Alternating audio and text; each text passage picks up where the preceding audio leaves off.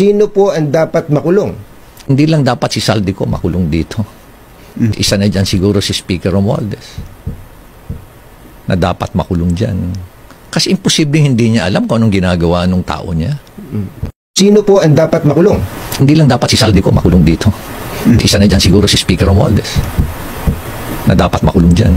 Kasi imposible hindi niya alam kung anong ginagawa ng tao niya.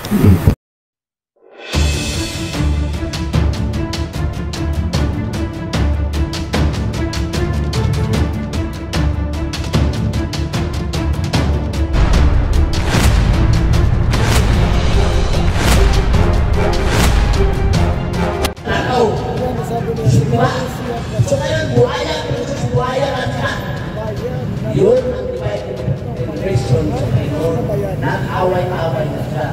Kaya tayo, mga taong bayan, nakita na natin ngayon ang malakiyang korupsyon na nakakasira sa ating bansa, nakakasira sa ating reputasyon sa ibang bansa, na ang Pilipinas puro magnanakaw ang mga politiko at leader ninyo, pinanguluan ng Pangulong Bangag, dapat mahulak na kayo dyan. At dapat lumaban ang taong bayan, kaya Yusik Ben ang panawagan natin. Marcos alis dyan! Marcos alis na! Marcos alis na! Marcos alis dyan! PBM resign! Marcos resign! Marcos resign! Marcos resign! At ang panawagan, ang tao, ang bayan, ngayon ay lumalaban! Ang tao, ang bayan, ngayon ay lumalaban! Ang tao, ang bayan, ngayon ay lumalaban! Ang tao, ang bayan, ngayon ay lumalaban! Ang tao, ang bayan, ngayon ay lumalaban! Ang tunay na kriminal at pasimuno ng pagnanakaw sa gobyerno, si Marcos at si Romualdez. Sila ang utak at punot-dulo kung bakit anumbalik ang kuraputan at pagnanakaw sa gobyerno. Sila ang unang dapat singilin. Marcos, Marcos, magnanakaw! Marcos, Marcos, magnanakaw! Marcos, Marcos, magnanakaw! Magnanakaw si Marcos! Marcos resign! Dumatagundong ang boses ng dating Undersecretary Yusik Ben Ranque. Sa lahat po ng mga nandito at mga gustong sumama dahil galit na ang sambayanang Pilipino, kayo po ay lumapit na.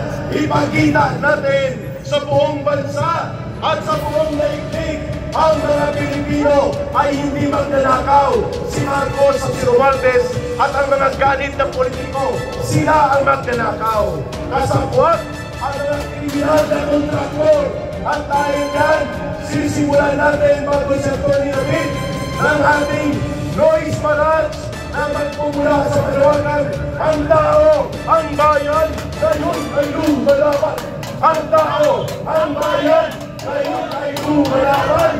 Ang tao, ang bayan, ngayon ay lumalaban. Ang noise march, 1 minute, bago sa Tony David.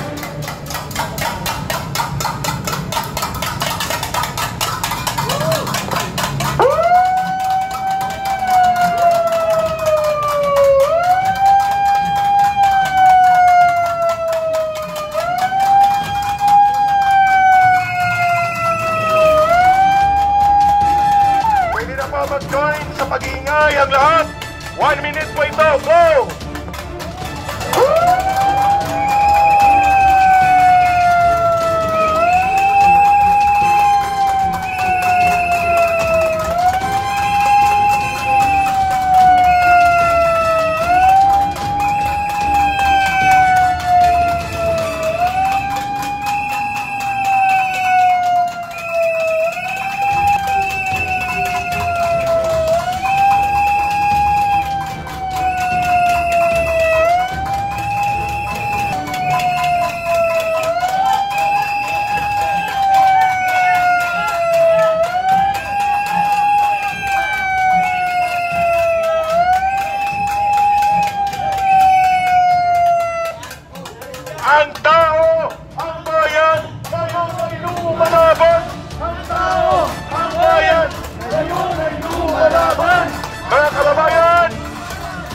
Pinapasalamatan natin at kasama natin ngayon ang grupo nila former congressman, pero hindi po ito na-involve sa flood control projects.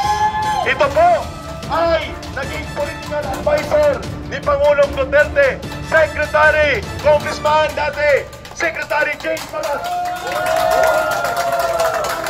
Walang flood control project yan. Minahal ng taga-Negros at minahal ng mga Pilipino. Bago po, nandiyan ang grupo ni retired General Felizardo, General Sinoy. Ayan! Nandiyan din sila Colonel Mitran at si Agent ng Bayan, J.M. Morales. At bago po tayo, dumami ng dumami, pakinggan natin ang may kaalaman tungkol sa flood control project, lalo na po sa Quezon City. Walang iba kundi si Attorney David. Magandang hapon po sa ating lahat. Una po sa lahat, nais ko lang po batiin ang ating mga kapulisan na magandang hapon. Magandang hapon po.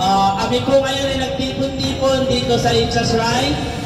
At kami po ay maayos, nagtipon-tipon dito, hindi po kami tulad ng kabilang grupo na ang hangad ay gulo.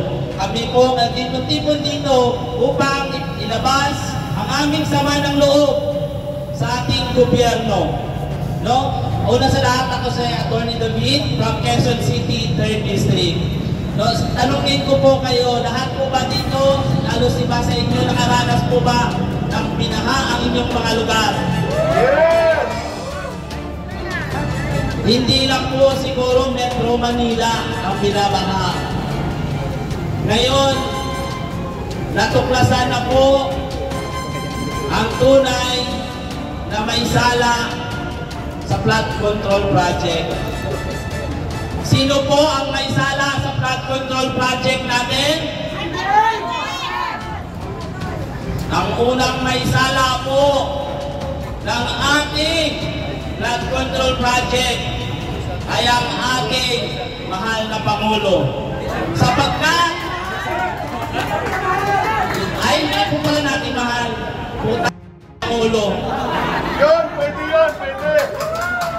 Diba po?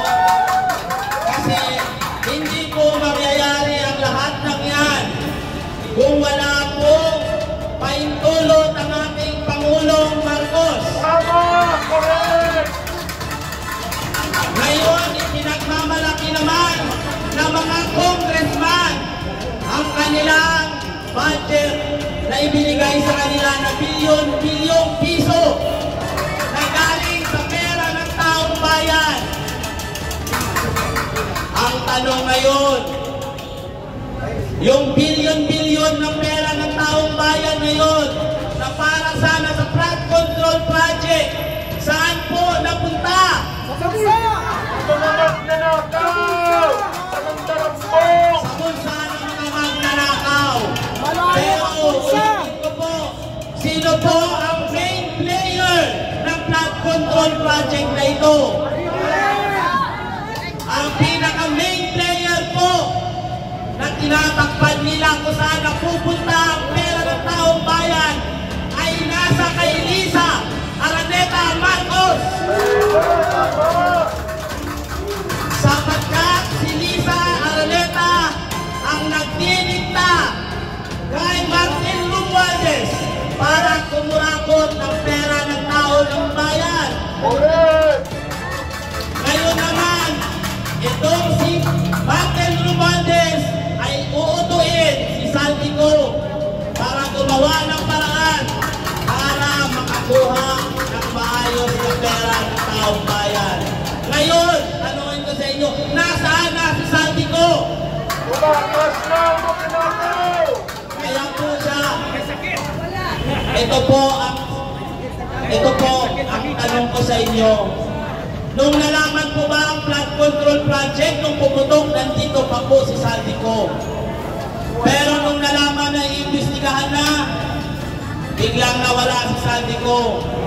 Ngayon, gumawa ang ating mga bulok na congressman na committee para sa flood control project. Kayo po ba naniniwala sa kanilang pag-iimbestiga? Sapagkat walang karapatan silang mag-imbestiga sa flood control project sapagkat sila ang may gawa. Sila ang may akda ng flood control project na yan. Mga magnanakaw! Mga congressman na mga magnanakaw. Tama! Lahat po ng mga congressman na yan na umuupo ngayon, yan, lahat po na yan ay nakakulimbat ng pera ng taong bayan. Lahat ng mga yan ay magnanakaw. Una po sa lahat, sabihin ko po sa inyo, hindi po tayo pwedeng idemanda dahil sinabihan natin silang magnanakaw. Karapatan po natin yun na magsabi sa kanila sapagkat sila ay public service o public servant.